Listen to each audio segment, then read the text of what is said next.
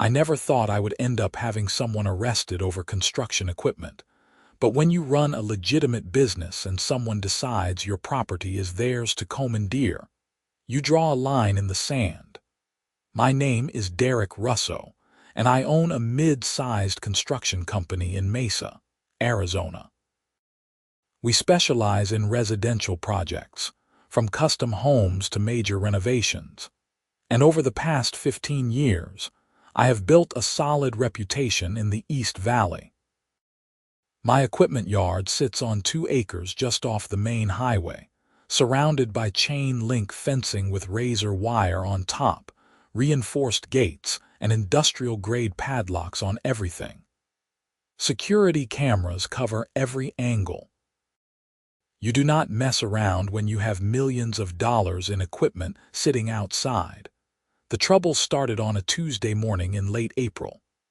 I was at a job site in Chandler, overseeing the framing on a 4,000-square-foot custom home, when my phone rang. The caller ID showed my yard manager, Tony. "Derek, we have a situation," Tony said, his voice tight with irritation. "What kind of situation?" "There is a woman here demanding access to the 80-ton crane. Says she needs it for her construction project and that you promised it to her. She has been here for 20 minutes and she will not leave." I felt my jaw tighten. "I have no idea what you are talking about. What woman?" "She says her name is Patricia Whitmore. Claims she is president of the Saguaro Heights HOA and that you are required to provide equipment for community projects." The absurdity of the statement almost made me laugh. "Tony, tell her we are a private business. We do not loan equipment to anyone, and I certainly did not promise her anything. Ask her to leave the property." "Already tried that. She is insisting she has the right to be here and says she will wait until you arrive to discuss it personally." I rubbed my forehead, feeling a headache forming. "I will be there in 30 minutes. If she gets aggressive or tries to go past the office, call the police." The drive back to Mesa gave me time to think. Saguaro Heights was a planned community about 3 miles from my yard, one of those upscale neighborhoods with Spanish tile roofs, manicured lawns, and an HOA that controlled everything from mailbox colors to the height of your hedges.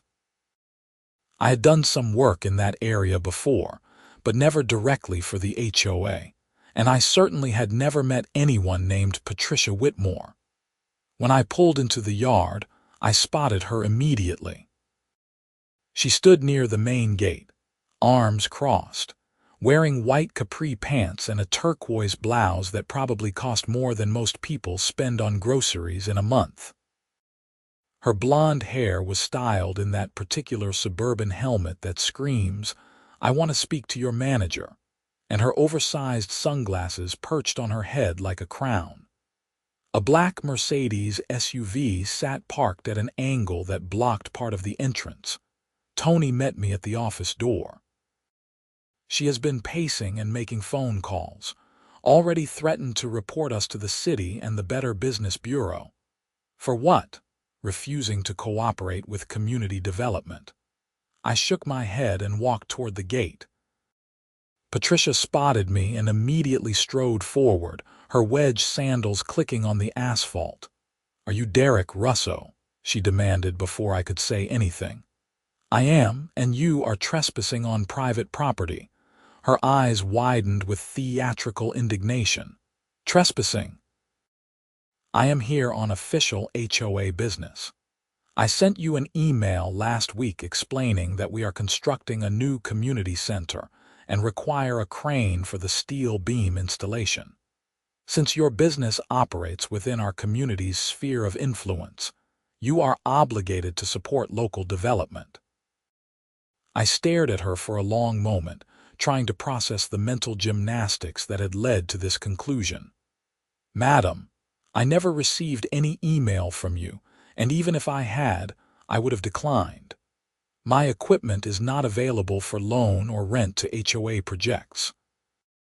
We are a private company with paying contracts. That is an unacceptable attitude, Patricia snapped. The Saguaro Heights community contributes significantly to the local economy. Your refusal to cooperate demonstrates a lack of civic responsibility. My civic responsibility is to pay my taxes and follow the law, which I do. What I do not do is give away expensive equipment because someone feels entitled to it. Her face flushed red. I am not someone. I am the president of an HOA representing 347 homes. We have influence with the city council, the planning department, and local business organizations. You would be wise to reconsider your position. And you would be wise to move your vehicle and leave my property before I call the police for trespassing. Patricia pulled her phone from her designer purse and held it up like a weapon. I am documenting this entire interaction. Your hostile behavior toward community representatives will be reported to every relevant authority. You have not heard the last of this. She turned and stalked back to her Mercedes, backing out with a screech of tires that left black marks on the pavement. Tony appeared beside me, shaking his head. That was something else. Run a check on the email server. See if anything came through from her or the Saguaro Heights HOA. Tony checked and found nothing. No emails, no phone calls, no communication of any kind. Patricia had simply decided she wanted my crane and invented a justification for taking it. I put the incident out of my mind and focused on work. We had 3 active projects and 2 more scheduled to break ground in May.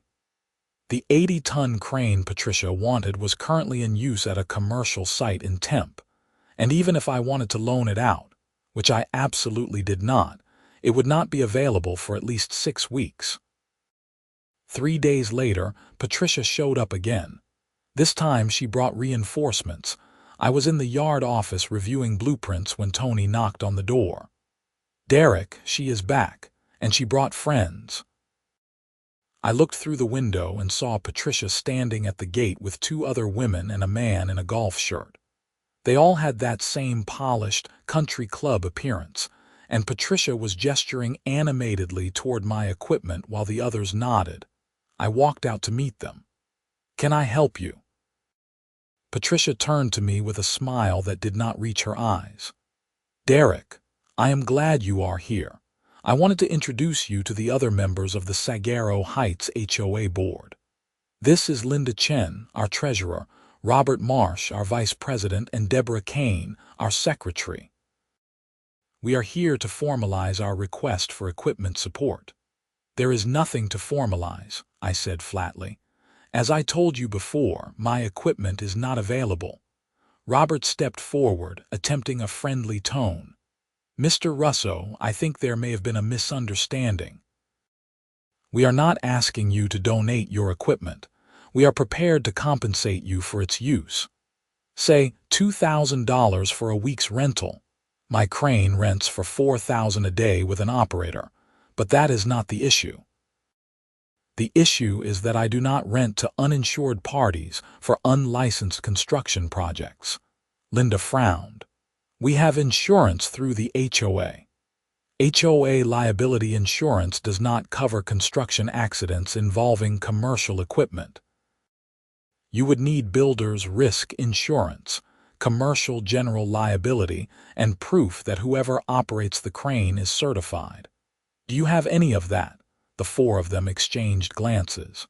Patricia's smile faded. "This is exactly the kind of bureaucratic obstruction I was talking about. We are trying to improve our community, and you are creating unnecessary barriers."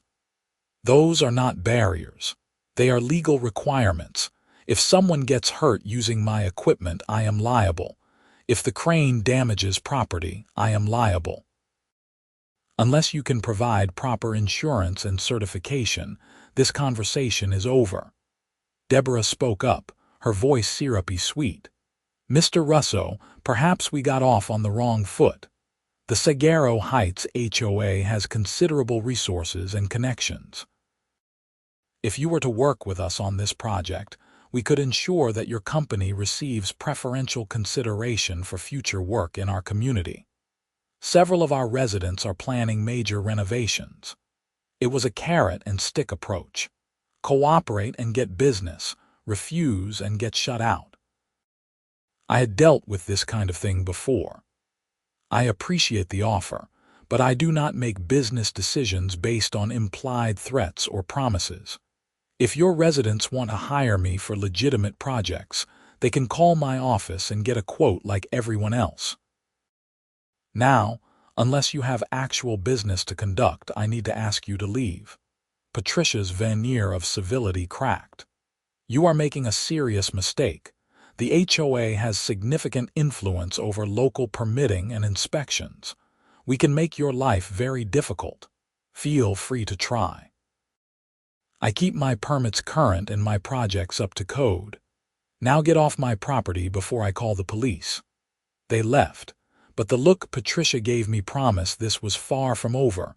Over the next 2 weeks, strange things started happening. My business received 3 surprise inspections from different city departments, each one finding minor violations that had never been issues before. The fire marshal cited me for blocked exit signage in the office. The building department questioned the zoning compliance of my equipment storage, even though I had been operating in the same location for 12 years. The health department showed up claiming they received a complaint about inadequate bathroom facilities.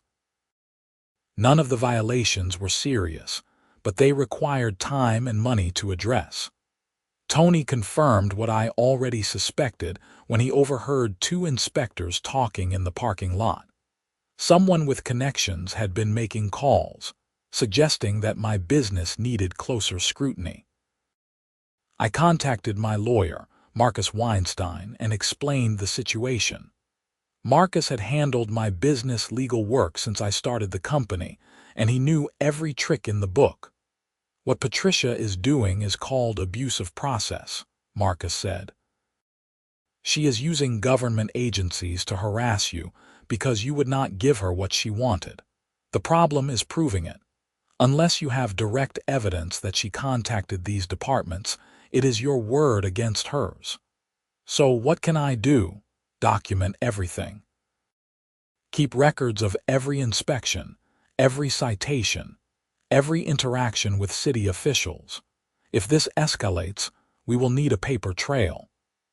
In the meantime, I will send a cease and desist letter to Patricia and the HOA, warning them that further harassment will result in legal action. Marcus sent the letter and the inspection stopped. For about a week, I thought maybe Patricia had finally gotten the message. Then I received a certified letter from the Sagaro Heights HOA. The letter, written on official HOA letterhead and signed by all 4 board members, informed me that the HOA had filed a formal complaint with the Arizona Registrar of Contractors, alleging that my company had engaged in fraudulent business practices, failed to complete contracted work, and violated consumer protection laws. The letter included copies of the complaint and stated that the HOA was also considering a civil lawsuit for damages. Every single allegation was false. I had never contracted with the Sagaro Heights HOA for any work. I had never even bid on a project for them. The complaint was pure fiction, designed to damage my reputation and trigger an investigation by the state licensing board. I called Marcus immediately. They just escalated. After reviewing the letter, Marcus was furious. This is defamation and malicious prosecution. They filed a false complaint with a state agency. That is a criminal offense in Arizona. We are going to bury them. What is the process? First, we respond to the Registrar of Contractors with evidence that you never had a contract with the HOA. That should get the complaint dismissed quickly. Then we file a lawsuit against Patricia and the HOA board for defamation, harassment, and abusive process. We will seek damages for lost business, legal fees, and emotional distress. If we can prove they knowingly filed false reports, we might even get punitive damages. Do it. Marcus prepared a comprehensive response package for the Registrar of Contractors, including copies of all my contracts for the past 3 years, none of which involved the Saguaro Heights HOA. He also included affidavits from clients confirming my work quality and business practices. Within 10 days, the registrar dismissed the complaint and sent a warning letter to the HOA about filing false reports. That should have been the end of it. Instead, Patricia decided to go for broke. It was a Saturday morning in mid-May when my security system alerted me to activity at the equipment yard. I was at home in Gilbert, about 20 minutes away, having coffee on my back patio. The alert showed motion near the main gate at 6:15 a.m. My yard was not supposed to open until 8, and no one should have been there. I pulled up the security camera feed on my tablet and felt my blood pressure spike. Patricia Whitmore was at the gate with 2 men I did not recognize. One of them was working on the padlock with bolt cutters. I immediately called 911. "This is Derek Russo. I am the owner of Russo Construction at 4200 East Main Street in Mesa. My security cameras are showing 3 people attempting to break into my equipment yard. One of them is cutting the lock on my gate right now." The dispatcher confirmed my location and said units were on the way. I grabbed my keys and headed for my truck, keeping the dispatcher on the line as I drove. The tablet was mounted on my dashboard, and I watched in disbelief as the man with the bolt cutters successfully cut through the lock and pushed the gate open. Patricia and her companions walked into the yard like they owned it. "They are inside the property now," I told the dispatcher. A blonde woman in workout clothes and 2 males, probably in their 30s. They are walking toward the crane. "Sir, do not engage with them. Wait for the police to arrive." I am still 10 minutes out. I am just watching on my security cameras. By the time I arrived at the yard, 2 Mesa police units were already there, lights flashing. I parked outside and approached one of the officers, a Hispanic man in his 40s with sergeant stripes. "Are you the owner?" he asked. "Yes, Derek Russo. Are they still inside?" "They are detained." "We need you to come in and confirm what they were doing." I followed the sergeant through the damaged gate. My stomach churned when I saw the cut lock on the ground and scratches around the gate mechanism where they had forced it open. The 2 men Patricia brought were sitting on the ground in handcuffs while a female officer stood over them. Patricia herself was standing near a patrol car, arguing loudly with another officer. "That is Patricia Whitmore," I told the sergeant. "She is the president of the Saguaro Heights HOA. She has been harassing me for weeks, trying to force me to give her access to my crane." The sergeant made notes.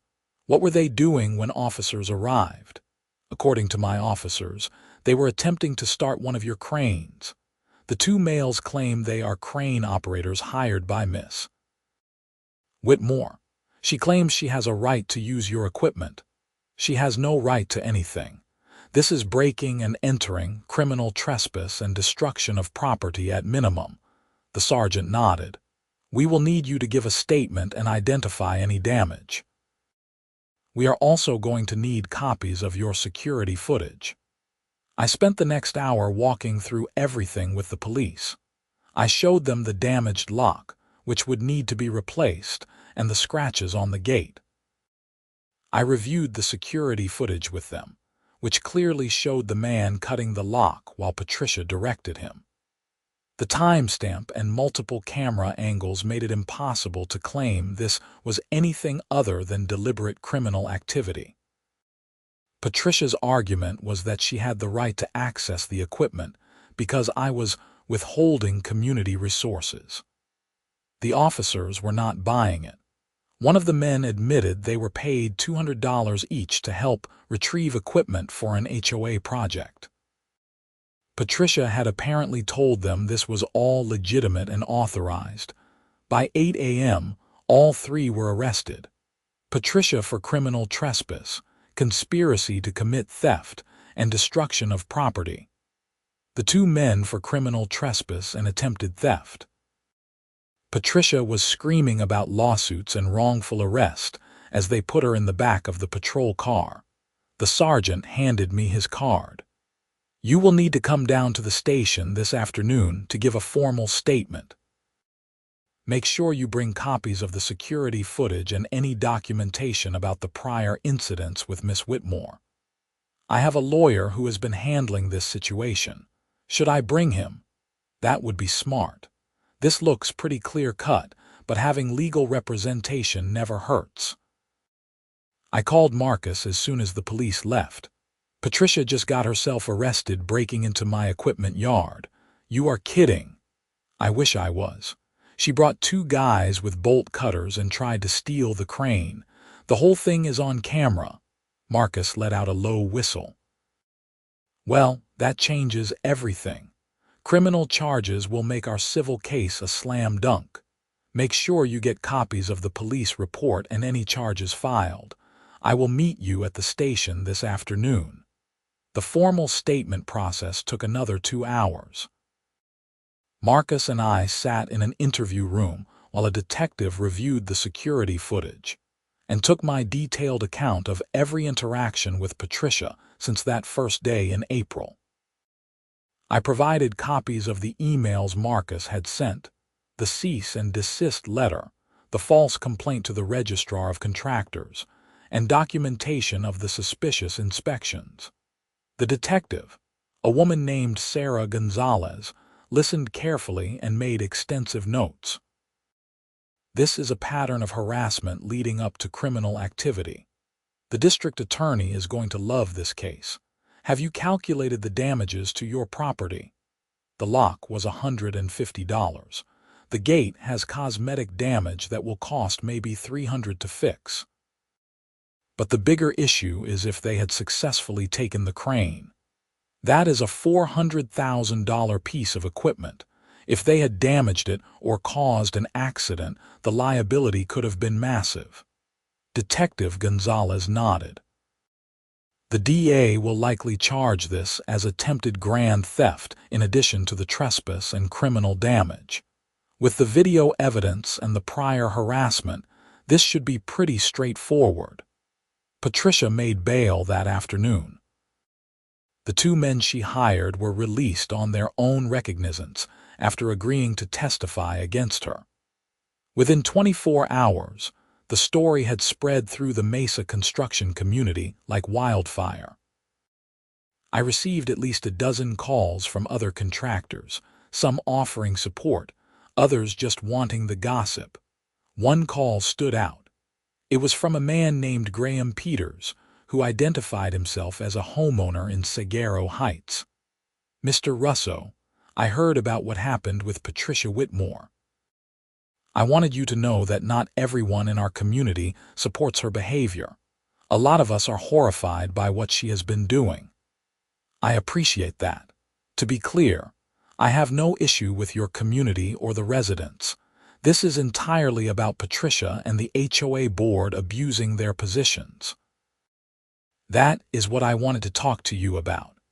There is a group of homeowners who have been trying to remove Patricia from the board for months. She has been running the HOA like her personal fiefdom, making unilateral decisions, spending money without proper approval, and threatening anyone who questions her. This situation with you is just the latest example. What does that have to do with me? We are organizing a special meeting to vote on removing the entire board and holding emergency elections. Your case is the perfect example of why we need new leadership. Would you be willing to speak at the meeting and explain what happened?" I hesitated. Getting involved in HOA politics was not something I wanted to do. On the other hand, if it helped remove Patricia and prevent her from doing this to someone else, maybe it was worth it. "When is the meeting?" "Next Thursday evening at 7. It will be at the community center, which is actually finished now, ironically. We hired a legitimate contractor with proper equipment. I will think about it. Can I let you know by Monday? Absolutely. I will send you my contact information. I discussed it with Marcus, who thought it was a good idea. The more evidence we have of Patricia's pattern of abuse, the stronger our civil case becomes. If homeowners testify that she has been acting without authorization and misusing HOA funds, that is gold for us. On Monday, I called Graham and agreed to speak at the meeting. He sent me the details and explained that they had already gathered enough signatures to force the vote. Under the HOA bylaws, if 20% of homeowners signed a petition for a special meeting, the board was required to hold it. The week leading up to the meeting was busy. The criminal case against Patricia was moving forward, and the district attorney had indeed charged her with attempted grand theft, criminal trespass, conspiracy, and criminal damage. Her bail conditions prohibited her from contacting me or coming within 500 feet of my business. The two men she hired had taken plea deals in exchange for testifying against her. Marcus filed our civil lawsuit against Patricia and the HOA board on Wednesday. The complaint included claims for defamation, harassment, abuse of process, trespass, and intentional infliction of emotional distress. We were seeking $250,000 in damages plus attorney fees. Thursday evening, I drove to Saguaro Heights for the special meeting. The community center was a nice building, probably 3,500 square feet, with a large meeting room, kitchen, and office space. When I arrived at 6:45, the parking lot was already full. Graham met me at the door. "Big turnout," I said. "People are angry." Patricia has been sending threatening emails to everyone who signed the petition, which just made things worse. She is claiming this is all a conspiracy against her. The meeting room held about 200 people, and every seat was taken. Patricia sat in the front row with Linda, Robert, and Deborah, all of them looking grim. Patricia glared at me as I walked to the front with Graham. The meeting was called to order by a homeowner named Victor Ruiz, who had volunteered to serve as temporary chairman. He explained the purpose of the meeting and the process for the vote. Then he opened the floor for discussion. Graham spoke first, outlining the reasons for the recall petition. He listed examples of Patricia's behavior, from making unauthorized expenditures to threatening homeowners who disagreed with her to ignoring proper procedures for board decisions. Then he introduced me. I kept it factual. I explained that Patricia had shown up at my business demanding access to equipment I had never agreed to provide. I described the escalating harassment, the false complaint to the state licensing board, and finally, the break-in that led to her arrest. I offered to answer questions. A woman in the back raised her hand. "Do you have proof of all this?" "I do. The break-in is on video and the police have filed criminal charges. The harassment is documented in emails and letters from my attorney. The false complaint to the Registrar of Contractors is a matter of public record. I am not here to attack anyone personally. I am just explaining what happened when I would not give in to demands that had no legal basis." A man near the front stood up. "Patricia told us you were obstructing a community project and that she was forced to take action because you were being unreasonable.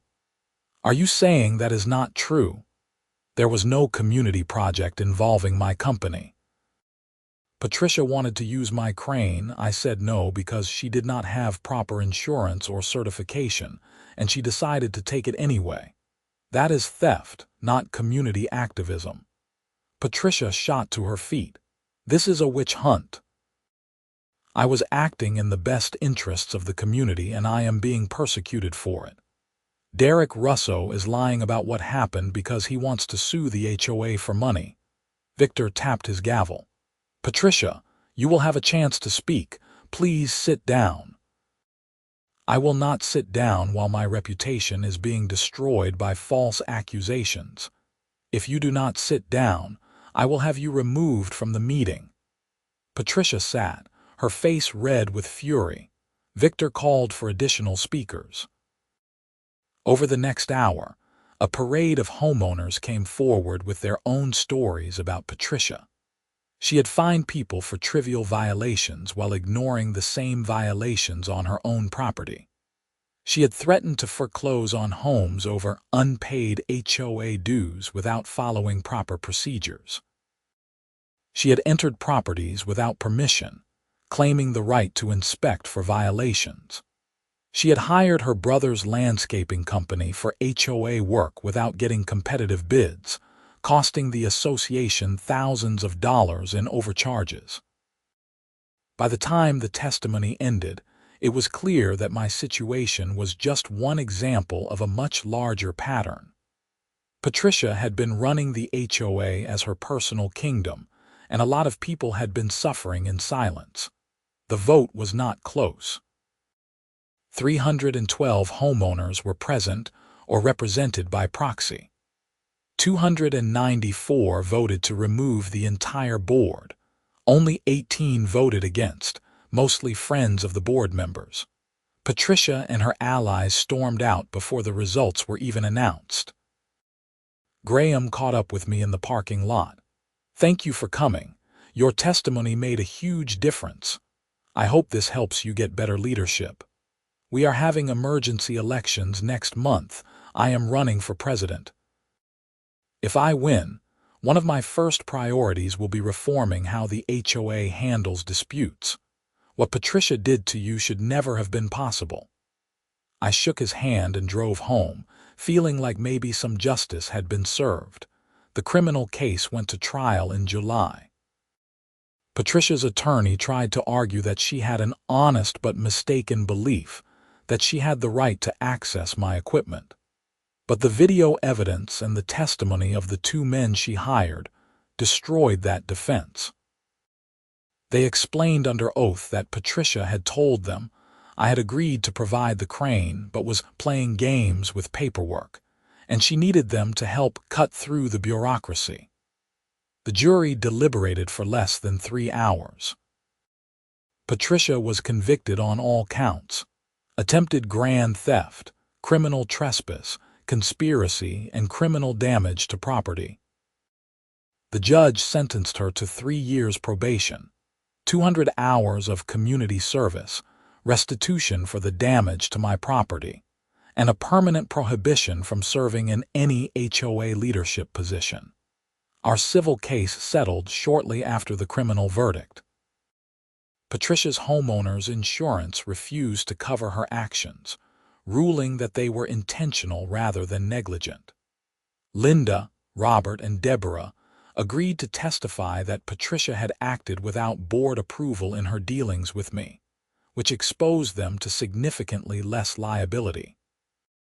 The HOA's insurance carrier, desperate to avoid a trial, offered $175,000 to settle all claims. Marcus advised me to take it. "You would probably win more at trial, but trials are expensive and unpredictable. This is a good outcome." I agreed. The settlement paid for my legal fees, compensated me for the damage and lost time, and sent a clear message that this kind of behavior had serious consequences. In August, Graham Peters was elected president of the Sagaro Heights HOA.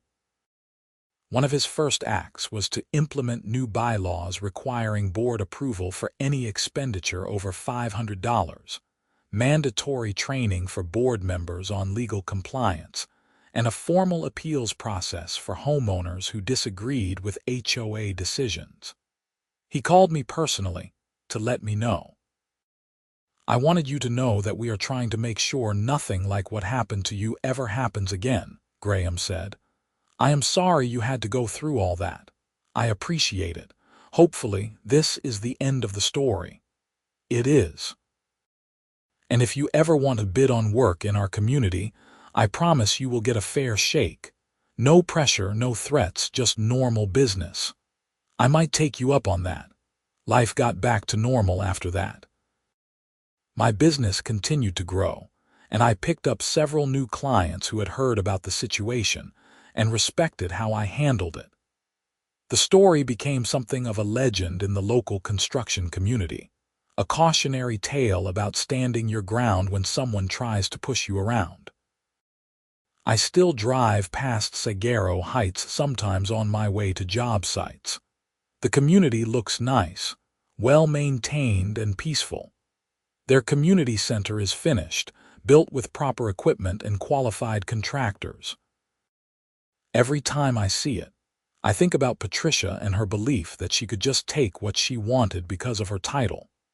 That 80-ton crane she tried to steal is currently working on a high-rise project in downtown Phoenix, earning my company $4,000 a day plus operator fees. It will be busy for the next 6 months. After that, I have it contracted for a hospital expansion in Scottsdale. It is a vital piece of equipment that supports my business and my employees' livelihoods. Patricia thought she could bully me into giving it up, and when that did not work, she thought she could just take it. She learned an expensive lesson about the difference between authority and power. Just because you have a title does not mean you can ignore the law or steamroll over other people's rights. The whole experience taught me something too. There will always be people who think they are entitled to things that do not belong to them, people who believe their wants outweigh your rights. Standing up to them is not easy. It costs time, money, and stress. But giving in is worse because it tells them their behavior is acceptable and it guarantees they will do it again to someone else. I am glad I fought back. I am glad Patricia faced consequences for her actions. And I am glad that the homeowners of Saguaro Heights took control of their community and put better leadership in place. Maybe some good came out of all the chaos after all. Tony still brings up the incident sometimes when we are in the yard office. "Remember when that crazy HOA lady tried to steal the crane?" he will say, shaking his head. It has become part of our company folklore, a story we tell new employees as a warning about the kinds of situations you can encounter in this business. The security system we installed after the break-in has been worth every penny. We upgraded to military-grade locks, added more cameras, and installed motion sensors throughout the property. I sleep better knowing that if anyone tries something like that again, we will have clear evidence and immediate alerts. Marcus still represents my company for legal matters. He brings up our case sometimes when talking to other clients about harassment and defamation.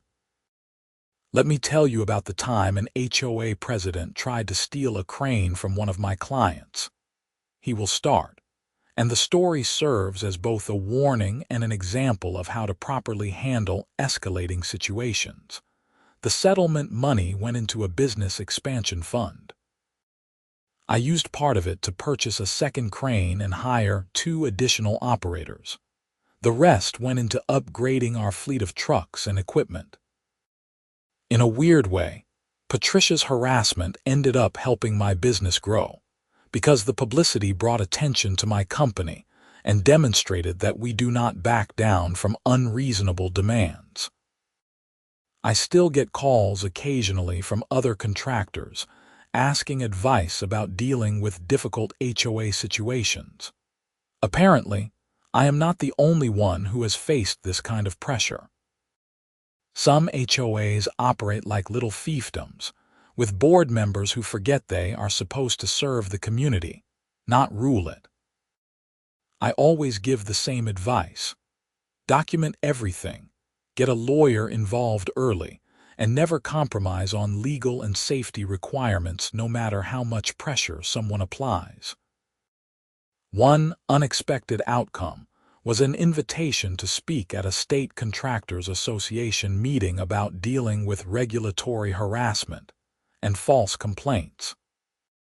I shared my experience with Patricia and the Sagaro Heights HOA, focusing on the importance of keeping meticulous records and having legal support.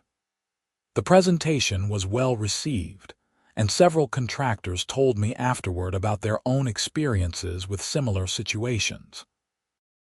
The construction industry in Arizona is tight-knit, and word travels fast. Patricia's conviction made the local business news, and the story was picked up by several trade publications. Some people might have seen the publicity as negative, but I found that most people respected the fact that I stood up for my rights and did not cave to pressure. Looking back, the whole situation could have gone differently if Patricia had approached me professionally from the start. If she had contacted me, explained the HOA's project, and asked for a quote on crane rental with proper insurance and certification, I might have worked with them. I am always looking for legitimate business opportunities, and I have done work for HOAs before when they follow proper procedures. But Patricia did not want to do things the right way. She wanted what she wanted, and she expected everyone to bend to her will. When I did not, she escalated to harassment, false complaints, and ultimately criminal activity. Each step made the situation worse, until she destroyed her own reputation and ended up with a criminal record. The irony is that the Sagaro Heights HOA eventually did complete their community center, and it turned out great. They hired a qualified contractor, rented appropriate equipment through legitimate channels, and did everything according to code. The project cost more than Patricia had budgeted because she had been planning to cut corners, but it was done right, and the community is happy with the results. Graham did a good job as HOA president. He served 2 terms and implemented reforms that made the association more transparent and accountable. Several other HOAs in the area adopted similar reforms after hearing about the situation. In a small way, the whole mess with Patricia ended up improving HOA governance in East Mesa. I ran into Linda Chen, the former HOA treasurer, at a coffee shop about a year after the trial. She was with her husband, and they were clearly uncomfortable when they recognized me. I nodded politely and would have left it at that, but Linda came over to my table. "Mr. Russo, I wanted to apologize for what happened," she said quietly. "I should have stood up to Patricia when she started harassing you. I knew it was wrong, but I was afraid of being targeted by her too." That is not an excuse, just an explanation. I appreciate you saying that. For what it is worth, I resigned from the board before the recall vote. I could not be part of that situation anymore. What Patricia did was inexcusable, and I should have stopped it earlier. We talked for a few minutes, and I could tell she was genuinely remorseful. She explained that Patricia had intimidated the other board members, threatening to make their lives miserable if they did not go along with her decisions. It was a toxic environment that brought out the worst in everyone involved. Robert and Deborah apparently moved out of Sagaro Heights after the recall. They sold their homes and left the area, unable to face the community after being associated with Patricia's behavior. Linda stayed and tried to rebuild her reputation by volunteering for community activities and staying out of HOA politics. As for Patricia herself, I heard through the grapevine that she divorced shortly after her conviction. Her husband, who had been largely absent during the whole situation, apparently decided he had had enough of her drama.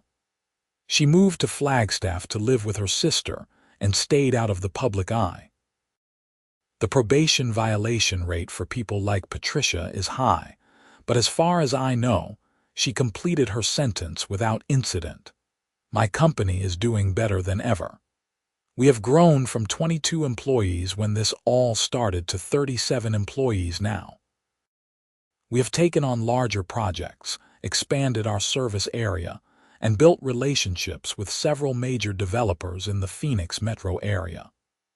The crane that Patricia tried to steal is now one of 3 cranes in our fleet, and we stay booked months in advance. Tony eventually got promoted to operations manager, overseeing all of our equipment and job site logistics. He brings up the Patricia incident during safety meetings sometimes, using it as an example of why we have strict security protocols. Remember, it is not just about preventing theft, he will say. It is about protecting ourselves from liability and crazy people. The story has taken on a life of its own. I have heard versions of it third and fourth hand that barely resemble what actually happened. In some versions, Patricia tried to steal multiple pieces of equipment. In others, there was a high-speed chase involving the crane. One particularly wild version claimed that Patricia tried to use forged documents to take ownership of my entire company. The truth was dramatic enough without embellishment. What strikes me most, looking back, is how unnecessary the whole thing was. Patricia created a crisis out of nothing because she could not accept being told no. If she had put a fraction of the energy she spent on harassment into finding a legitimate equipment rental company, the community center would have been built faster, cheaper, and without any of the drama. But people like Patricia do not think that way. For them, it is not just about achieving a goal, it is about asserting dominance and forcing compliance. Being told no is not just an obstacle to overcome, it is a personal insult that must be punished. That mindset is what turned a simple business disagreement into a criminal case. I sometimes wonder if Patricia learned anything from the experience. Did she reflect on her actions and realize she was wrong? Did she understand that her behavior hurt not just me but her own community and family? Or does she still see herself as a victim, unfairly persecuted for trying to help her HOA? I will probably never know. And honestly, it does not matter. What matters is that she faced consequences for her actions, and those consequences sent a message to other would-be bullies that this kind of behavior will not be tolerated. The legal system worked the way it was supposed to in this case. The police took the break-in seriously, the prosecutors pursued appropriate charges, and the jury saw through Patricia's excuses. The civil case held her financially accountable for the damage she caused. It was not fast and it was not cheap, but justice was served. Marcus told me once that most harassment cases do not end this cleanly. Often the victim gives up because of the cost and stress of fighting back, or the harasser gets away with minimal consequences.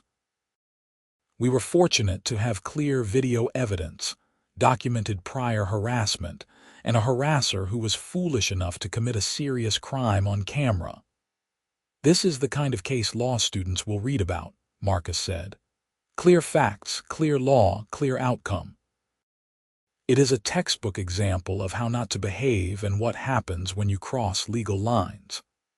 I never wanted to be a textbook example, but if my experience helps someone else recognize and respond to harassment, then maybe some good came from it. The equipment yard is peaceful now. The upgraded security system hums quietly in the background, cameras watching over the cranes, excavators, and trucks that represent years of hard work and investment. The new locks gleam on the gates, and the warning signs are clear. Private property, no trespassing, violators will be prosecuted. I walk through the yard sometimes in the early morning before the crews arrive, checking on equipment and planning the day's work. It is a ritual that helps me stay connected to the business I built from nothing. When I look at that 80-ton crane, the one Patricia wanted so badly, I do not think about the theft attempt anymore. I think about all the projects it has completed, all the buildings it has helped construct, all the people who have jobs because my company thrives. That is what Patricia never understood. Business equipment is not just stuff sitting in a yard. It represents livelihoods, responsibilities, and the economic ecosystem that keeps communities functioning. When you try to take it, you are not just stealing from a company owner, you are threatening all the people who depend on that business. The construction industry is built on trust, reputation, and relationships. Patricia damaged all three for the Saguaro Heights HOA, and it took years of work by people like Graham to rebuild that trust. Fortunately, most people understood that Patricia was an aberration, not representative of the community she claimed to serve. I still see Graham occasionally at local business events. He is no longer HOA president, having stepped down after 2 terms as he promised. The community is thriving under new leadership, and the reforms he put in place are still working. We have remained friendly, and I have done several projects for Saguaro Heights homeowners over the years, all conducted professionally and without drama. That is how it should be. Business transactions based on mutual respect, clear terms, and professional conduct. Not demands, threats, and criminal activity masquerading as community activism. The experience made me more cautious about who I do business with and more careful about documentation.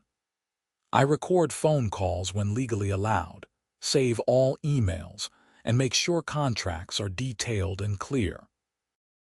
It is a small price to pay for protection against future problems. I also became more selective about the projects we take on. If something feels off during initial conversations, if a potential client seems unreasonable or entitled, I politely decline to bid. There is plenty of legitimate work available, and life is too short to deal with people who will make it miserable.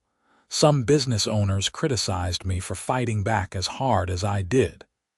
"You should have just given her the crane for a few days and avoided all the problems," one acquaintance said. I disagreed then, and I disagree now. Giving in to unreasonable demands does not avoid problems, it encourages them. Patricia would have taken the crane, probably damaged it or caused an accident, and then blamed me for any consequences. Standing up to her was the right choice.